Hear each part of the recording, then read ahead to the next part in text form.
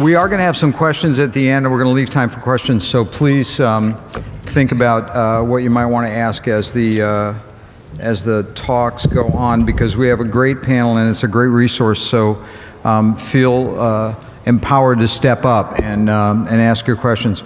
I'm not going to do a lot of introducing. You have the notes up here, but suffice to say, a very experienced panel. Ullas, founder and GP at Streamlined Ventures. Byun is a partner at Khosla Ventures, and formerly the executive leading products at VMware, a seasoned Silicon Valley guy. And Venky at Menlo Ventures, a partner there, and has been on the Forbes Midas list several times, and those of you who know what that means know what that means.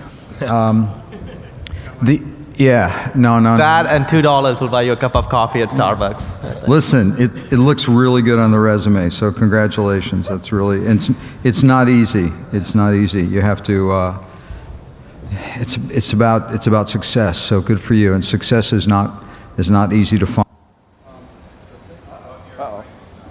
Hello? There we go. Back. Okay.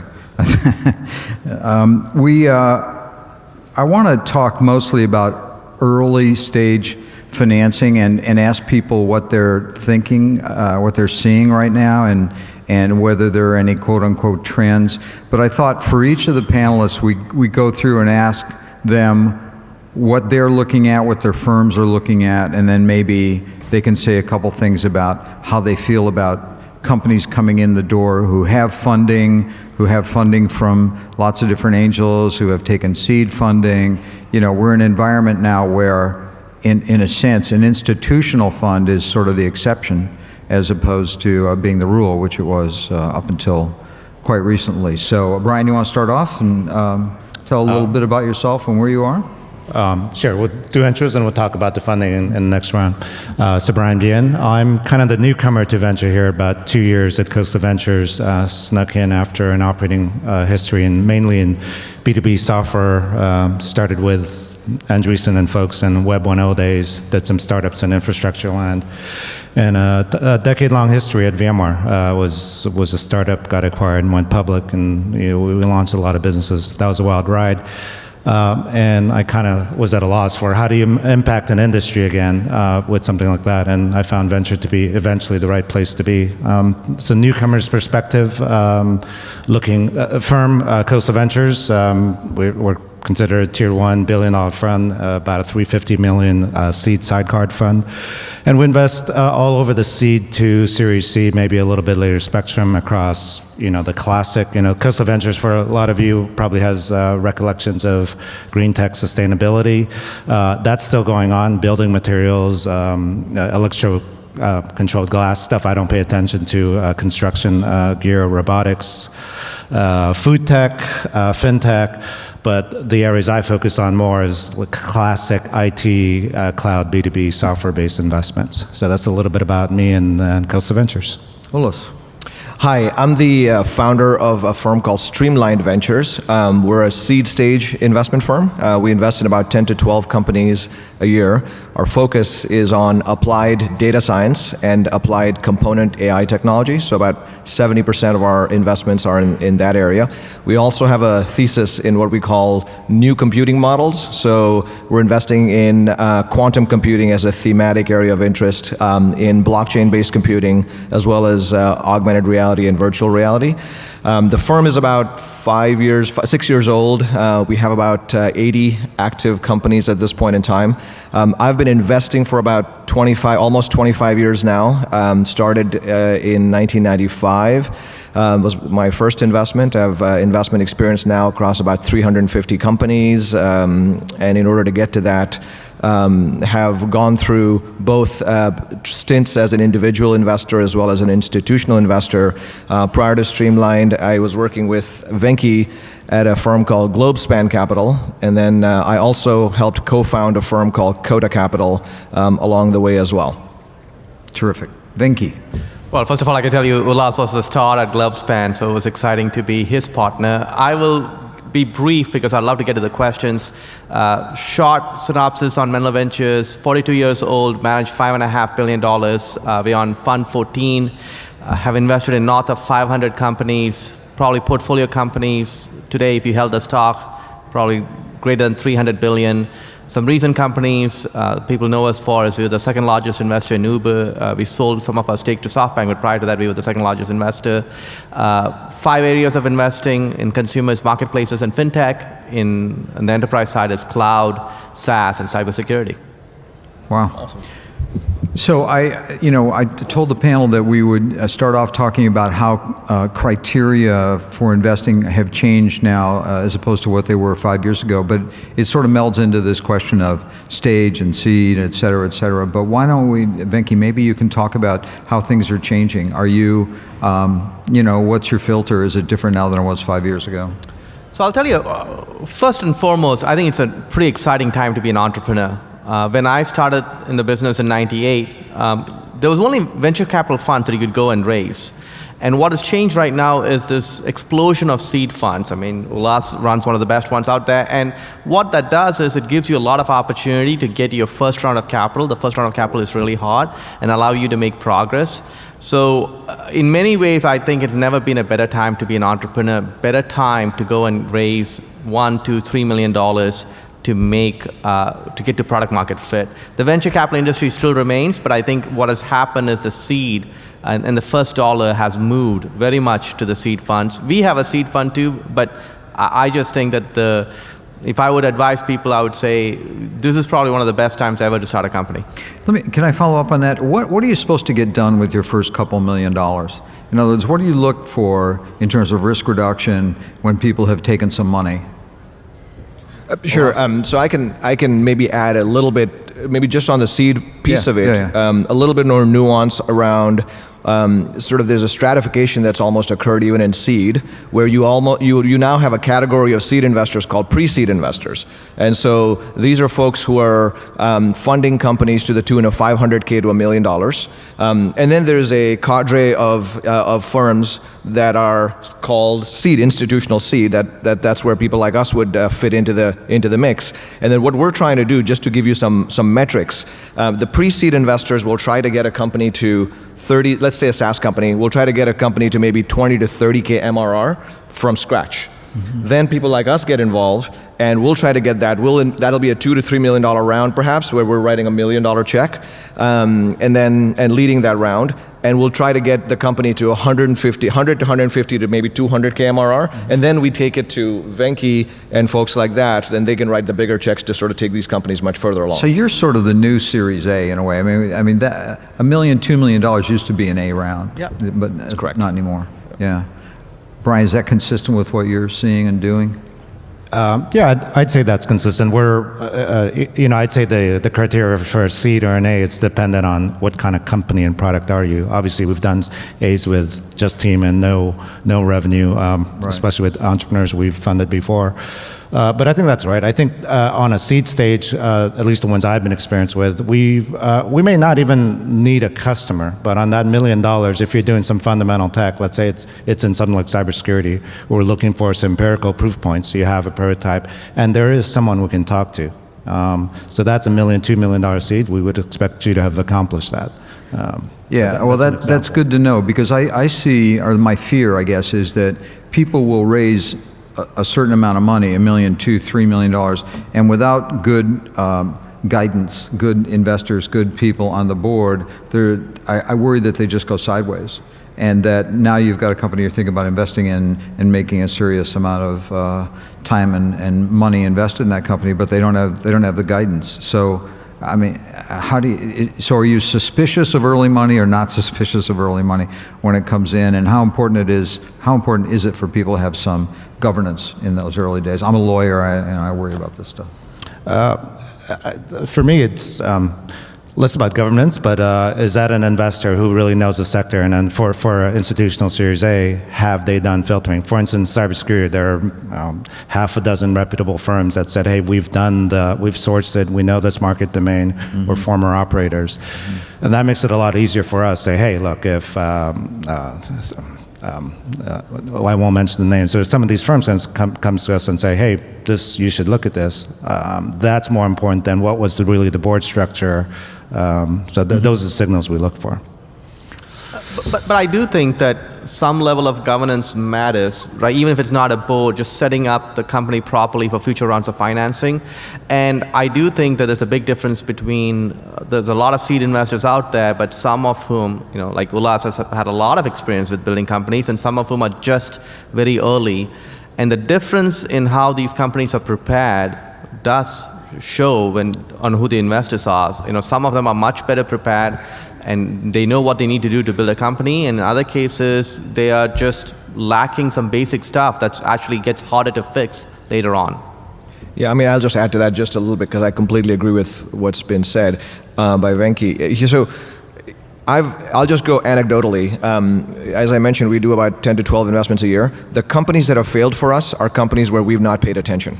So, and not enough attention. The ones where we are actively involved, even though they might struggle, we'll find solutions to get through the struggle. That means you need somebody who has experience helping those companies to get through those knots that they'll face along the way. But if you're not paying attention, often these, if it's a first-time founder, they may not have the playbook to get to the next level. Yeah, there's a tendency to say that the money will get you there, and it's not the money. It's not money. It's not the money. By the way, if people have questions, just go to the microphone, start talking. We're going to take them as we go along here, okay? And so my question for you really is that changing? Is that changing? Or somebody, yeah, go to the mic.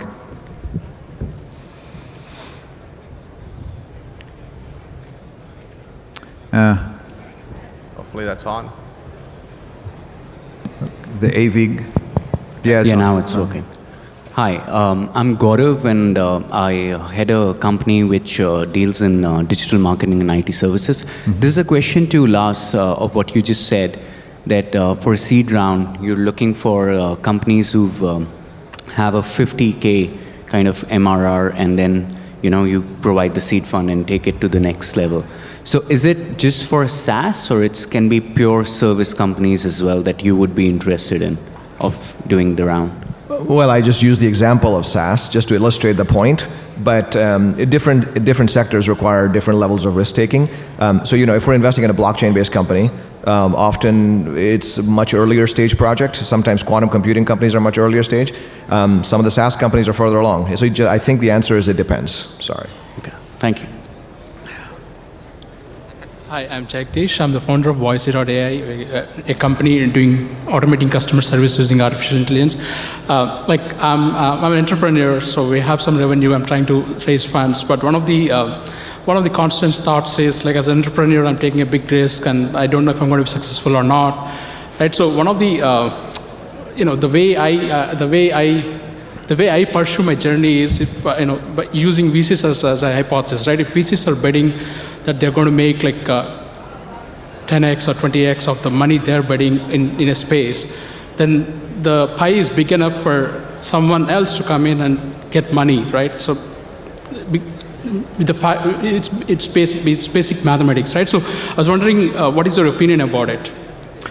What is our opinion about returns? About the returns, like, let's say as an entrepreneur, I risk my savings and whatnot on the company, I don't get funded. Will I be successful in a financial there's a premise you have, which is that I'm going to be in an area where VCs are investing because presumably they know which are the areas which is going to get the multiple. I won't speak for the other fine gentlemen here, but I'll tell you, I have no clue. When you look at our history, I think over 45% of the time in Menlo's history, we have lost 100% of the dollars invested. So using us as a proxy to think that we know what's going on is the blind leading the blind, right? I would rather you pick the proxy being what you love to do, what you think is a real problem based on your own personal experience, and you're confident.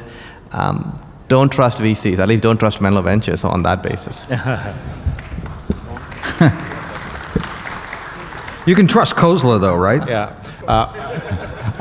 I am actually still confused about the question, but let me try to answer. The question was around what are expected returns at various stages? He said because VCs invest in a particular area, that gives him confidence that he can start a company in there because they would get a particular return. And I was just saying that we don't have any crystal ball better than anybody else in terms of. Oh yeah, so I 100% agree with that. I mean, maybe it's something that's informative about it is how we look at different stage investments. So there, typically seed has moved to very specialist, but sometimes we will do a seed, and we look at the seed as something where we don't know what's going to happen. We'll put in 500 to 2 million. It could be pretty close to an experiment, but we know something about the entrepreneur, and our expectations for that is it leads to an extension, or it leads to something we can syndicate or we can lead, but our expectations are very low. And we don't have a number on that. We just go like, could the idea be big? I think for Series A, we come back and say, it's not about the return, it's about can it play, let's take a B2B software segment. Can this company, through a series of steps, risk-reduced evolution, get to a $100 million business? That's kind of the filter, and that's because we know returns will come from that if we can get there. So that's how I think about it. I'll just add one more point to that, which is our business is an outlier business. Without outliers, the business does not work. The economics do not work. That means every fund has to have a handful of outliers, big performing companies where, because ownership gets diluted over time. Without the outliers, the math will not work. And so going back to Venky's point about passion, if you show up with passion about an idea you're convinced about in a market that's large enough where you can convince people that you're going to be an outlier, the odds are you'll get funded. Yeah, and out to that, which is, something we say is mission-driven. When I talk to an entrepreneur, the first thing I go is, I don't really care about the product. I care about what's the story. Why did you do this? Because you learn so much more, and this person has differentiated motivation and differentiated insight into this venture. Yeah, it's the passion of the entrepreneur that drives these companies. Sir. Hey guys, my name is Usman. I'm founder of a B2B SaaS company. We have a Delaware C Corp. I'm based out of Pakistan. Our MRR is in excess of $40,000. So I wanted to find out, do you guys invest companies who are based out of US, although they have a Delaware C Corp? Yes. It's probably a higher hurdle. We'd probably, for the go-to-market, and we'd want a transition plan to the US. All right. Okay. Thank you. So is your team in Pakistan? Where our development team is based in Pakistan, but our company is incorporated in US. So it's a Delaware C Corp. Okay. I think you'd be fine. As long as you're a Delaware C Corp, it's not going to matter. That's not going to drive whether people invest in you. It's going to be driven by whether they like the business or not. All right. But can I add to that again? I'll tell you about my preference. Business team, founding team, and business team in the Bay Area. Engineering can be elsewhere. Okay. That is a heuristic that has worked significantly more successfully than companies that are based out of here, where people are taking risk, where people are, the investors have to get on a plane and go fly there. For a variety of reasons, that's a harder thing for investors to make a decision on. All right. Okay. Thank you so much. Yeah, Thank you. Sir in the back, you want to? Yeah, I hope this is. Yeah. I'm Nikunj Mehta from Falconry. I have a question to the panelists about some mega-sized A rounds. So in the AI space, we've seen a lot of companies getting funded to the tune of $100 million in their Series A. Is it much more than a glorified body shop business to be paid that much money in Series A? In what space? I missed it. AI. Oh, AI. I'm sorry. So I think some of that is very context specific. I find that today this is a cultural statement that's going to make me feel old. I sound like my dad now, but there used to be a time when people would actually put out press releases when they are profitable or when they are cash flow positive. Raising capital by itself is not an achievement. It's using that capital to do something, that's the achievement. So in general, I'm very skeptical of people who talk about how much capital they've raised. So what? What have you done with it? That's one cultural statement. Second is just that I think a lot of the rounds people do, they inflate the numbers in different ways. So I don't even know. Sometimes people throw in their debt number. They pick the biggest number because that gets press coverage. So some of the rounds you hear about may not actually be as big as you think. And there are a few, celebrity founders. So I think one of the companies you're referring to is a company Jeff Hinton did out of Toronto. He's a lead in AI. And then Andrew Ning from Coursera has done one. So there are some celebrity founders who raise a lot of capital. Again, they're very context specific. I wouldn't read anything broader into that. Everybody agree with that? And I would say that one of the things that I view as a warning sign is if people really mistake capital raising for revenue. It's not the same. And we see that, at least I see it, in really inexperienced entrepreneurs. They read all the tech stuff and they say, well, these guys have raised this, these guys have raised this, they're successful. Well, no, they sold a portion of their business for a certain amount of money. That's all that happened. And it's not an indicator of success. I'm sorry to go on. Sir? Me? Yeah. Hi, my name is Hem Ramachandran. I am coming from Austin, Texas. I am starting a co-working space called Austin Startup Village. So to bring startup companies into the space for a membership basis, just like the WeWork or any of those, to start off like that and then become an incubator and an accelerator and all that over time. I am looking for some seed funding, and I am not sure what it takes. Very little, probably around $250,000 or so or less. Wanted to know, you all support that kind of ventures, and what do you expect in return? Well, I don't invest in physical assets, so that's just not a play for us. And even if you have a software component to optimizing how companies utilize workspaces and all that kind of stuff, it still does not sort of really work for what we do, because we're primarily focused on software. I can show you all the MRR on it. How about that? No, but it's just there's a thematic discipline that we have to follow that it would just not fit. Gotcha. Anyone else? I think the places where people have had some success there is where they have sort of empty real estate that they want to use. And I said, best of luck to you. I think it's hard to get a margin there, because there's no technology really except for the software that you would use. And but anyhow, we could talk about that after if you'd like. Let me get the gentleman in the back. Hi, thanks. Just curious, what is your sense about investments into hardware and things like optics, because hardware is always difficult. That's why they call it hardware. Call it easyware. But we have hotware in the hardware, so. Yeah. Go ahead. It's generally difficult, but look, I think we all make contrary bets. So we have made some hardware bets in the past in both the RF, not during my stay at Khosla, but even recently we do look at. There's a burgeoning interest in alternative computing because of AI and deep learning, and so you'll see 50+ companies out there raising funds on that. And on that, we may make an exception because there is not one, but 2 to 3 orders of magnitude of efficiency or new models enabled. And so we do look at things like that. But it has to be that bold that it is something that's not feasible for an incumbent to catch up on with a simple iterative roadmap. I would simply, one thing I'd add is just be prepared for a harder fundraising process than if you're a software-only company. As a general rule, but still, if you have a differentiator value proposition, there's people who are investing in it, both at the seed stage as well as at the later stages.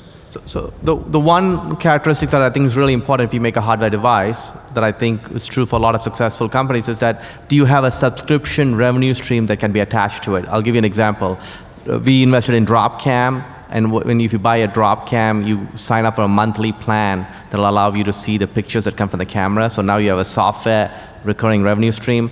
Another one of our very successful companies with both Ullas and I involved in is a company called Roku.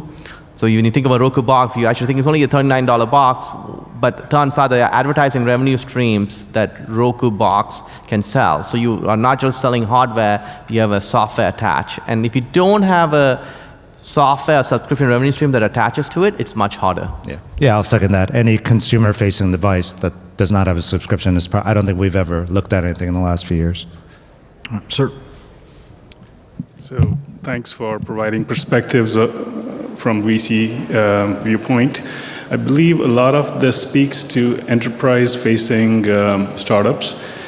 I'm looking into an idea which would be consumer-facing, potentially a free service. And I was hoping you could share some thoughts on how I should be thinking about VC funding. I mean, do things change fundamentally or drastically about where I need to be with the product when I approach a VC, or are the dynamics entirely different? So our consumer companies, we've done a few consumer companies, not that many. So my data points are few, but I have the ability to extrapolate from them. The consumer companies are harder for us to get follow-on fundings on, partly because the requirements on the part of a Series A investor, a reputable Series A investor, is you probably need to have at least 1 million. And I don't know whether it is a switch from, it used to be once upon a time 1 million MAU, and I think the last I heard was some people were even pushing it to 1 million DAUs. So the question is, how do I even get something to 1 million DAU on seed money? And so that becomes a true conundrum for us when we're looking at a consumer business. Now the only way it's possible, occasionally it's possible, we have a company that launched a product which got to 2 million DAU within a span of 1 month, and then completely flatlined. And so that became a real challenge around how to navigate it, and then we had a hard time raising money for that company as well. So these are the challenges that consumer companies face, but and it's also very crowded space. I'm really sorry. I think we'll have time for one more, sir, here in the front. So I have one question about the B2B enterprise sales space. The B2B software takes a long time to sell. And so do you consider revenue as an ultimate criteria, or POCs can be come as a substitute for revenue? POCs? Yeah. I mean, are these free POCs? Pilots, basically. Pilots. So the way to think about it is that what venture capitalists are looking for is product market fit. That's why revenue is an indicator of product market fit, but there are other indicators of product market fit where if you have big companies doing POCs and they're able to validate. More than the actual dollar amount, what really people are trying to say is, hey, do you have a product that is solving a problem today, and can other people validate that your problem is solving the product? And the biggest form of validation is revenue, but there can be other things. That is the fundamental question people are trying to answer, and if you can answer that in different ways without revenue, I think you'll have an audience. Yeah. So let's just go ahead, Brian, and I'll take a minute. Did that answer the question? I would love to get your feedback as well. Yeah, that was a good answer. So that's absolutely right. And I think you had a feeling, your question was about what business models we're looking for on enterprise? Yeah, I mean, in case you don't have substantial amount of revenue, an early stage, it might be difficult because sales cycle is so long. Especially the complex sales where we have done investments. Our criteria for some companies is, I need to be able to talk to the customers, 3 or 4 of them, and extract the pattern, and know that you're on a glide path or a process to a $500,000 or $1 million lifetime value or more. So, yes. Okay. Let's jump in the back. Hi. Actually, similar to my friend, we are in business-to-business area, and we have subscription model for enterprise to optimize efficiency for companies to get mobile apps for B2B, like SAP, NetSuite. We are coming from SAP side, actually. We developed some sample and apps. Also, we finished the product. We came to sales and marketing. As we are new in US, it took me at least 1 year. And here there's a lot of competition to reach to angel investors. And you guys, even we have a chance to get a card, they don't reply us. And then we need real sales. They are usually in east side, like New York, Atlanta, other industry areas for business. So it's kind of hard to get in and get some POC. We have attraction. We have customers outside US. So how we could, end up, it's really hard. We paid maybe $500,000 to produce a platform, but it's really hard to get in the market. It's really, hard to reach you guys. Yes. I don't think anyone would disagree. And that seems like a really good way to end the session. Well, I don't want to take it lightly, but if I can just add, yes, but look, people, what I say is, focusing on investors is, I think, the wrong approach for any company building. Focus on the customers, focus on solving the problem, focus on winning customers. Any company that does that well, the investors will be calling you, right? Trust me, we have all associates and folks who are searching for any company with momentum.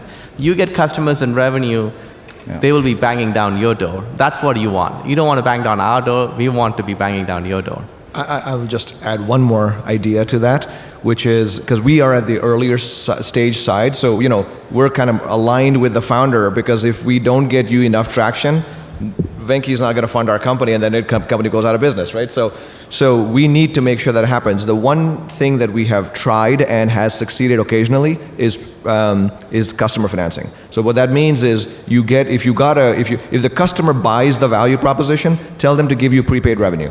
So we have two companies right now that have got prepaid revenue from customers, which is a very good sign to me. And by the way, we had not funded the companies. We told the entrepreneur to go get prepaid revenue. It took them 3 months, but they managed to convince the customer to give them. That in and of itself is a huge signal for me around the hustle of that founder and the tenacity of that founder to extract value from a customer and buy runway.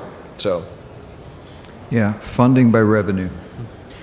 Funding by your customers. Look, let's have a big round of applause for the panel. Good guy, really appreciate it. And thank you so much.